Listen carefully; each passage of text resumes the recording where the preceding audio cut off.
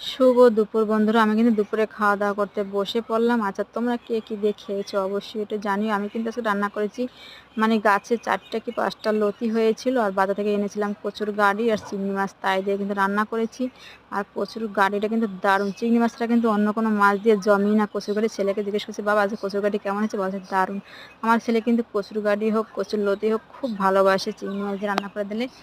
আর আজকে কিন্তু ঠাকুরঘরের সিংহাসনে আমদুধ দিয়েছিলাম, সেই ক্লিপটা নিয়ে কিন্তু নিতে একদম ভুলে গেছি। আমি এখন যখন ভয়েস দিচ্ছি এখন দেখছি যে বাবা আমদুধের তো ক্লিপটা নিতে ভুলেই গেছি। তো আজকের উচ্ছে ভাজি আর কচুর গাড়ি দিয়ে চিংড়ি মাছ দিয়ে তরকারি করেছি, আর আমদুধ খেয়েছি। দেখো ছেলের খাওয়া হয়ে গেছে এবং মা খাচ্ছে। মার কিন্তু দুধ দিয়ে আমদুধ দিয়ে খাচ্ছে, মার খাওয়া প্রায় শেষ। আর আমি কিন্তু এখন কচুর গাড়ি তরকারি দিয়ে খাচ্ছি, আগে উচ্ছে ভাজি দিয়ে খাচ্ছি। আর তোমরা কে কি দিয়ে রান্না করেছো, কে কি দিয়ে খেয়েছো এটা অবশ্যই জানি। আর আমার রান্না বান্নাগুলো কেমন হয়েছে সেটা একটু তোমরা অবশ্যই জানিও, ঠিক আছে? আচ্ছা, তোমরা কে কি দিয়ে খেয়েছো? যদি আমার রান্না বান্নাগুলো ভালো লাগে অবশ্যই একটা লাইক কমেন্ট করো যে কেমন হয়েছে।